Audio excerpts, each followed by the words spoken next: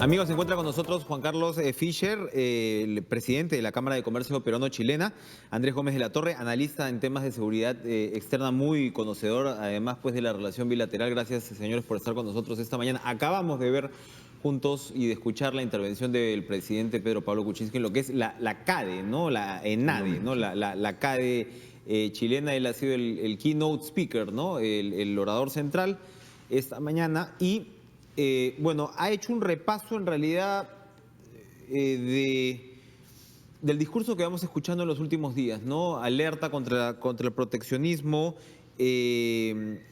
reflexiones interesantes, ¿no? A la hora de cómo se ignoró la robótica, este elitismo. Yo creo que ahí Kuczynski también demuestra su profundo conocimiento de Estados Unidos, casi, ¿no? Como incluso ciudadano estadounidense. Uno piensa en este rancho que él tenía en Wisconsin, o tiene todavía, no lo sé, ¿no? Y cuando habla de las élites que iban de Nueva York a Los Ángeles y viceversa, ignorando, ¿no?, todo el centro del país, que finalmente de alguna forma es el que le ha dado la victoria a Trump. ¿Qué le pareció a Juan Carlos Fischer el discurso de Kuczynski? Bueno, en la misma tónica que él ha seguido en ese sentido, creo que ha sido bastante congruente con su forma de pensar. Era el discurso esperable ante un auditorio básicamente empresarial, no, en realidad empresarial, como ha sido la ENADE en Santiago, y dentro de lo que se esperaba, creo yo, ¿no? Y que me imagino que es lo que vamos a escuchar hoy día en la tarde y en los próximos días en CADE. ¿Y qué es lo que quisiera escuchar ese empresariado chileno de líder político peruano? Yo te diría que lo mismo que ha querido escuchar siempre, que exista la posibilidad de igualdad de condiciones para poder invertir, que se tenga un juego limpio, que las normas se mantengan. Yo te diría que básicamente eso, que se respeten los acuerdos, que las reglas del juego, como te repito, se mantengan. No es un tema tabú en ese sentido. Es evidente que tener la oportunidad de poder desarrollar los proyectos que se tengan con total libertad y apertura. Se habla de interconexión eléctrica y eso se ha registrado en el comunicado. Hace semanas recibimos aquí la visita del ministro del sector chileno, donde se veía mucho interés, efectivamente. ¿Cuál es el futuro en este rubro, siendo que siempre hay una sensibilidad política? No hay los que apoyan esta figura, dicen, bueno, al final la lógica económica y la lógica de la integración es la que te va a ir marcando el norte. Buena parte del acuerdo firmado ayer entre ambos presidentes habla de la frontera. Entonces, de hecho, pero ¿cuáles son las perspectivas reales para usted? Yo creo que son esas, yo creo, y que deben ser esas, y que no se puede desviar la agenda bajo ninguna circunstancia en ninguna otra cosa que no sea eso. Las sensibilidades las tenemos que dejar finalmente de lado. No tiene ningún sentido que continuemos por ese camino. Es más, está demostrado que no se llega absolutamente a nada. Creo que la función que ha tenido el presidente Kuczynski en estos 2 días en Santiago, después de la firma del acuerdo que han hecho, que es eminentemente político, pero para mí el punto número 3, digamos, de la declaración conjunta es, en lo que a mí respecta, lo más importante: establecer una frontera común, por ejemplo, entre Tacna y Arica, dejar que sea Santa Rosa y Chacayuta 2 elementos discordantes, no discordantes, pero no complementarios. Ya integrarla, ¿no? Piensa, por favor, que el año pasado se han dado más de 5,5 millones de pasos fronterizos en Tacna y Arica. Entonces, realmente eso es el kit del asunto. El hecho de que se haya, por ejemplo, intercambiar información en materias migratorias, eso ya quizás es un tema más político, pero el reforzar los acuerdos que existen en este minuto, el darle la importancia a las cámaras binacionales, al Consejo de Negocios, donde se ha establecido clarísimamente la intención de aportar el aporte del sector privado, que en eso estamos, y lo he dicho y lo he manifestado siempre que me lo han preguntado: somos vecinos a perpetuidad, no nos podemos cambiar de casa, tenemos que trabajar juntos. Andrés, ¿el triángulo no se ha hablado? No existió. El único triángulo es un chocolate, creo, por ahí, porque no se ha hablado para nada en ninguna de las 2 partes. Lo que nos dice Juan Carlos Fischer es aplicable en el futuro inmediato, todavía los resquemores. Lo digo porque sin duda es una relación, no sé si llamarla de mutua dependencia o va a ser de mutua dependencia en un punto, pero uno piensa, por ejemplo, lo primero que le preguntaba a la prensa chilena a Kuczynski era sobre el tema de Piñera y la compra de acciones en Exalmar. Y claro, Kuczynski respondía, yo creo que correctamente, diciendo, cuando él ha comprado, o el fondo, ¿no? Su fondo compró acciones, que no eran poca cosa, son 10 millones de dólares casi en acciones, o 9 millones de dólares, y yo ya no era director, o yo no era director, él es director después, pero la sensibilidad siempre va a estar ahí a flor de piel con respecto entre lo comercial, lo político, cómo se entrecruza. ¿Cómo ves esa situación tú? Sin duda, Enrique, no hay forma de ubicar las relaciones bilaterales peruano-chilenas desde un punto de vista emotivo, y eso siempre va a estar presente. Lo que me parece positivo, y lo conversamos con Juan Carlos, que es un viaje netamente político, básicamente político, concentradamente político. ¿Por qué? En primer lugar, ¿Por qué es concentradamente político? ¿Por qué no se abrió de repente la cancha pensando el perfil que tiene Kuczynski, lo que se espera de la relación? ¿Por qué hicieron esa agenda tan política, crees? primero es un viaje inicial, es un presidente que tiene pocos meses en funciones. En segundo lugar, porque siempre, como te digo, esta carga emotiva que tiene históricamente las relaciones peruano-chilenas, con algunos lastres que siempre van a estar. Lo importante es que se está afiatando una diplomacia presidencial y una diplomacia tradicional en nivel de cancillerías. En el plano político, las relaciones entre los presidentes, la diplomacia presidencial, y en el plano tradicional estuvo el canciller Heraldo Muñoz a primeros días de noviembre, para afinar una serie de aspectos que todavía estaban colgando. Desde el punto de vista político, a mí me parece muy interesante que el Perú ya aplique con Chile de manera bilateral el mecanismo de los gabinetes binacionales, que ya se han dado como una muy buena experiencia con Ecuador, con Colombia y con Bolivia, y que la propia presidenta Michelle Bachelet ya ha expresado que se ha puesto fecha en el mes de julio del próximo año y probablemente Lima. Y esto está bien, porque estos mecanismos de los gabinetes binacionales no solamente son expresiones de buenos deseos e intereses, ya hay, por ejemplo, mecanismos a partir de los cuales se hace un seguimiento a los acuerdos independientemente que salgan los ministros. O sea, creo que hay perspectivas de integración y de cooperación interesantes para relanzar la relación bilateral. Y sobre el famoso tema del triángulo terrestre, yo te diría que si nos atenemos a... El triángulo fantasma. O el triángulo fantasma. Para tristeza de los periodistas. Para tristeza de los periodistas, porque además es un buen saoco periodístico, sí, claro, siempre, porque levanta muy buenos titulares. Sí, si nos atenemos a una interpretación de lo que dice el canciller Ricardo Luna, que está presente obviamente, él habla en palabras más, palabras menos, en el sentido que de manera bilateral se ha acordado dejar los temas complejos y avanzar en las coincidencias. O sea, da la impresión que estamos en una especie de déjà vu o de una especie de visión renovada de las cuerdas separadas de Alan García. ¿No? No tocar algunos temas que pueden ser ríspidos, que pueden complicar las cosas, y concentrarse en los temas que no son comunes. Se han pulido esas cuerdas de cobre. Exacto. Sí. Quisiera decir para finalizar, Enrique, que hemos visto ahora una presentación, pero el día de ayer y anteayer, me parece, el presidente Kuczynski estaba en la CEPAL, por ejemplo, en la Comisión Económica para América Latina, en donde hizo una reminiscencia histórica del que es canciller, del cual parece que fue muy amigo de Kuczynski en un momento, de don Gabriel Valdés Subercasó, que fue un canciller que planteó en algún momento, hace muchos años atrás, la integración y la cooperación. Y ha estado además en el Consejo Chileno para las Relaciones Internacionales, en donde también ha dado un discurso desde el punto de vista político, la integración y los temas que no son comunes. De manera que ha sido una agenda interesante, importante. El presidente Kuczynski ha sido muy locuaz, y eso genera una buena confianza y una buena recepción allá. Futuro, Juan Carlos Fischer, de la relación económica bilateral.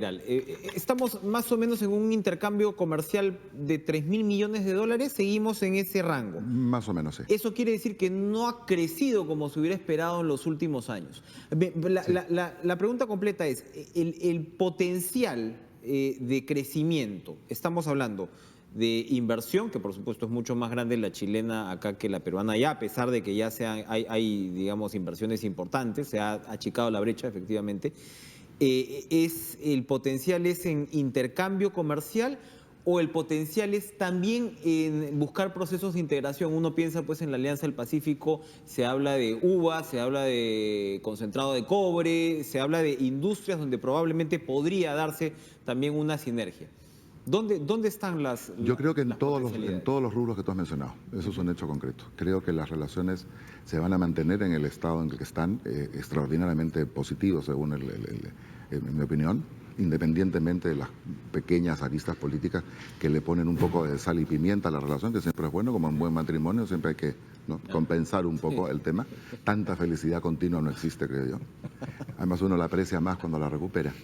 En el caso de las oportunidades de inversión, está clarísima la oportunidad, especialmente que se tiene acá en el Perú, ¿no?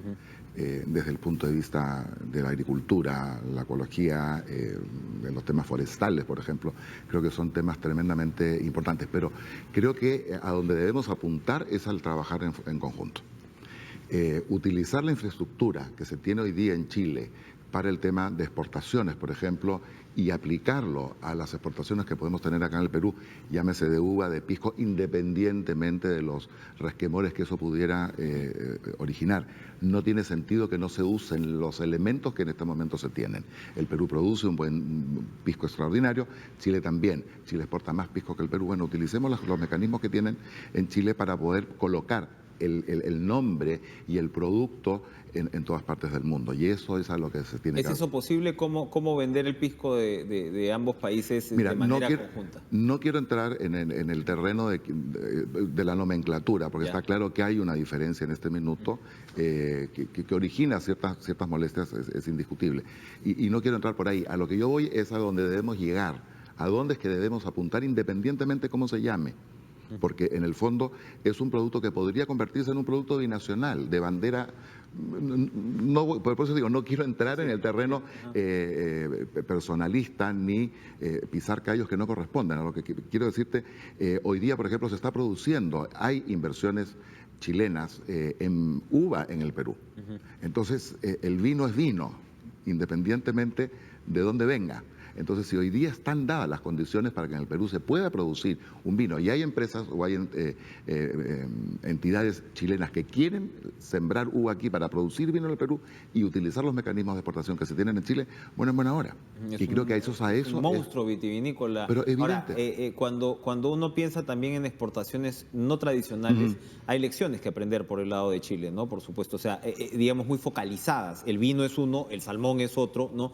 En realidad si bien ellos también pues, son un país minero, probablemente el tema de las exportaciones tradicionales hay ahí, digamos, un espejo para ver y rutas y mecanismos, que es a lo que usted se refiere, porque en realidad nuestras exportaciones no tradicionales pues las festejamos y hablamos mucho de ellas, pero en términos relativos yo creo todavía que estamos hablando de nichos pequeños. Claro, yo creo que en la medida en que aquí nos empecemos a juntar y hacer los convenios binacionales necesarios para poner lo poco, bueno o mucho que tengamos en el exterior es la única forma viable. Piensa, por un lado, que estamos enfrentando a un monstruo como es el Asia.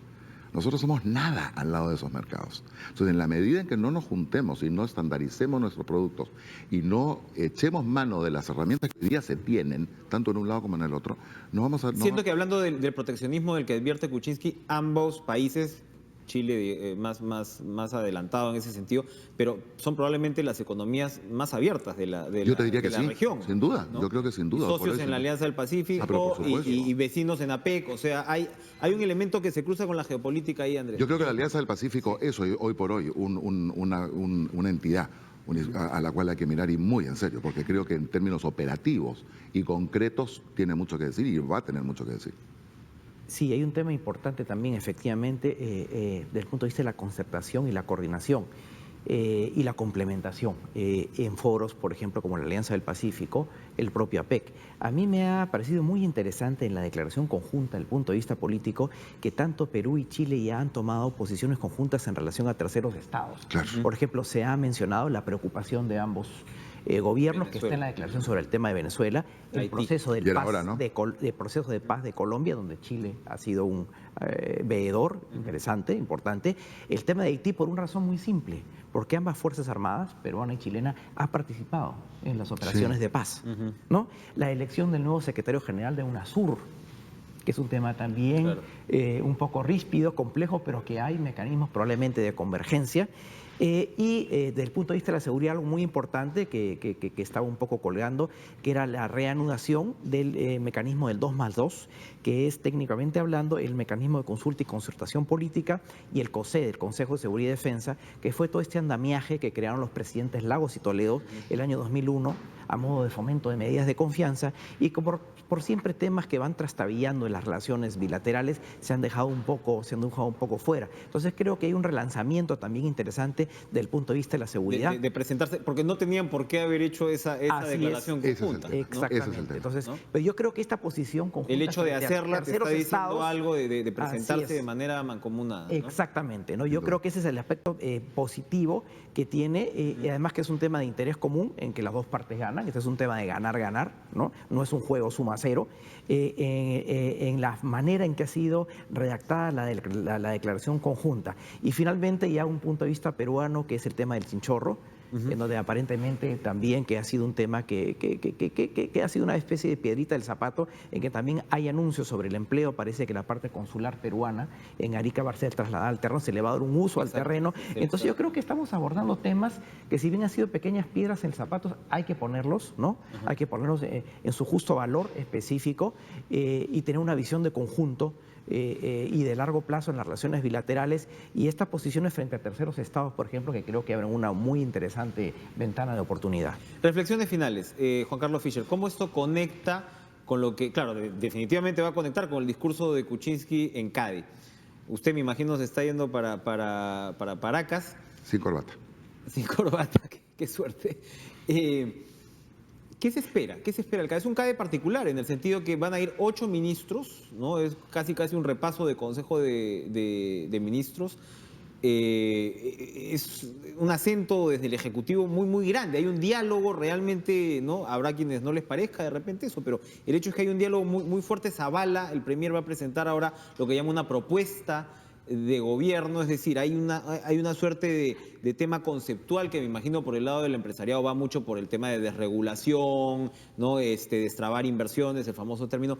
Pero ¿qué se espera de un CADE en estas circunstancias, con esta sombra proteccionista de todas maneras que siempre se cierne, ¿no? Mira, yo creo que es indiscutible el entusiasmo que hay hoy día por el CADE. A mí me da la impresión de que el presidente y su gabinete es un conjunto de profesionales tremendamente cercanos, no solamente al empresariado, sino en general. Yo, y esto es mi opinión personal, evidentemente, creo que hay una cercanía, ¿no es cierto?, entre los ministros, en las comunicaciones, en general, en tratar de enchufarse, digamos. Yo no sé si solamente no solamente al empresariado, sino a la población. Entonces, el hecho que esté el presidente inaugurando, digamos, su mandato, eso causa evidentemente un interés. Eso ha pasado siempre en la CADE. Pero en esta oportunidad yo creo que más hay muy buen ánimo. ¿Ah? Es cosa bueno, que... y recordemos que era un candidato con 84% de aprobación en la encuesta del CADE, ¿no? Efectivamente. Le seguía muy abajo Keiko Fujimori y los demás ya eran fracciones. Entonces, claro, buena memoria en ese sentido, pero como te repito, creo que ha habido mucho entusiasmo, tan es así que las inscripciones se cerraron hace mucho tiempo y esto está absolutamente repleto. Creo que esto va a ser solamente bueno y positivo, y el hecho que él venga directamente de Santiago al CADE, eso no es un símbolo menor. El hecho que sea el expresidente Piñera el que va a tener, digamos, la misma prerrogativa que tuvo el PPK en Lima, en Santiago, eso es un muy buen símbolo. Andrés, dos reflexiones brevísimas. Sí. Una es, la diplomacia peruana decía, sotavoce por supuesto, ¿no? Amigos diplomáticos decían, está más apurado Chile que el Perú por regularizar las relaciones luego de los últimos baches políticos.